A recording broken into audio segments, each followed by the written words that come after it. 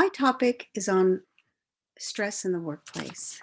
Worker stress is an interaction between the worker and the environmental stressors perceived to be threatening.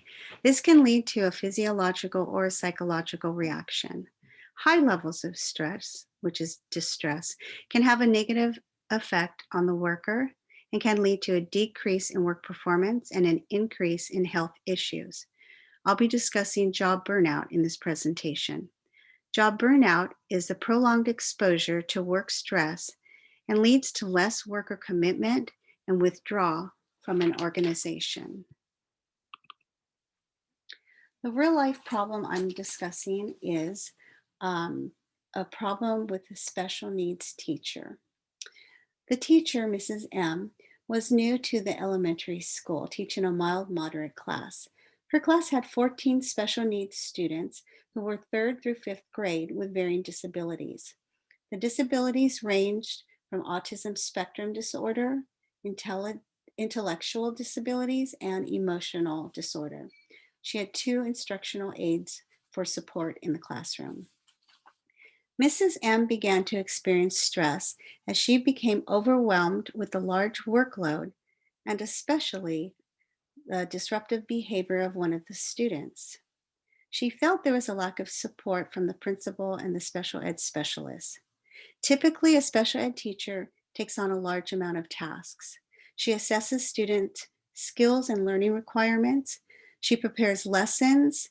She must design IEPs, which are individualized educational plans for each student, and must collaborate with other school staff, such as the school psychologists and school pathologists, to track students' progress. Teachers must be flexible to adapt curricula to the students' abilities. She was not expecting this excessive demands of the job and began experiencing emotional exhaustion. The biggest stressor for her was that one of the students had disruptive behaviors. He would destroy the room when something set him off. His behaviors included throwing and breaking objects, hitting, kicking, tipping over desks and chairs, ripping things off the walls, yelling and cursing at the teacher and the students. The teacher had difficulty dealing with these behaviors. Typically, a student with behaviors has a BIP, which is a behavioral intervention plan, and will sometimes qualify for ABA aid, which is adaptive behavior analysis. He had neither. Mrs. M got little support from the principal, the special ed specialists, and the psychologist, which I don't believe there was one on campus at the time. Well, she ended up quitting. According to the textbook, job burnout is a syndrome resulting from prolonged exposure to work stress that leads to withdrawal from the organization, and it has 3 phases. The first phase is emotional exhaustion, which is caused by excessive demands placed on the workers. This is related to voluntary turnover and declines in job performance and job satisfaction over 1 year.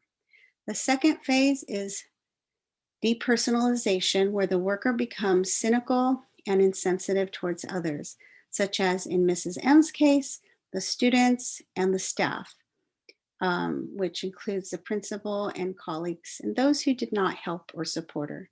In addition, it may cause inadequate preparation for the class and the feeling that they are no longer able to help students learn. The third phase is low personal accomplishment, where one feels a sense of frustration and helplessness and believes their work efforts fail to produce the desired result, and they may quit trying. This is common in teachers, police officers, social workers, and healthcare providers, and can lead to employee absenteeism and turnover. The empirical study is teacher and school level predictors of teacher efficacy and job burnout, identifying potential areas for support. The purpose was to examine the influences of teacher and school level factors on the development of both teacher efficacy and burnout, and to find the predictors of the burnout by using variables such as demographics and school organizational data. This involved 600 teachers from 31 public elementary schools. It included self-reports focusing on teacher efficacy, burnout demographics, teacher preparedness, and teacher perception of school environment. It was a longitudinal, multi-level modeling approach over a 2-year period of time. It also was cognitive theoretical framework was used that drew upon the job demands resource theoretical model. The hypothesis was teacher preparedness, experience, training, perception of school context, and demographics would be associated with teacher burnout efficacy.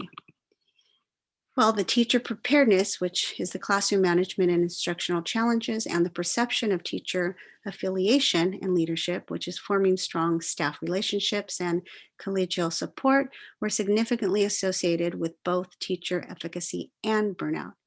When working in a positive environment with good relationships between staff, there were high levels in involvement and burnout was low. Jobs with better organizational capacity and social and emotional support protected employees against burnout.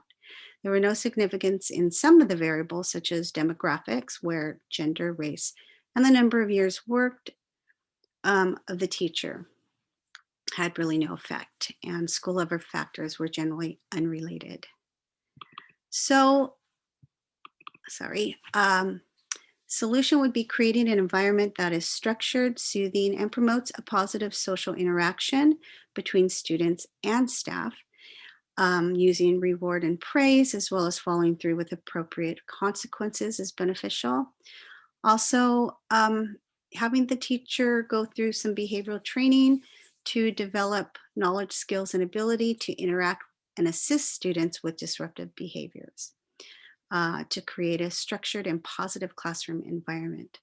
Teacher affiliation was important. So having employees participate in activities that will promote the formation of staff relationship and collegial support would also be beneficial. And the person undergoing stress or in the work should eat healthy, exercise, meditate, just have a healthy lifestyle to promote an overall healthy well-being, and that will protect against stressful situations.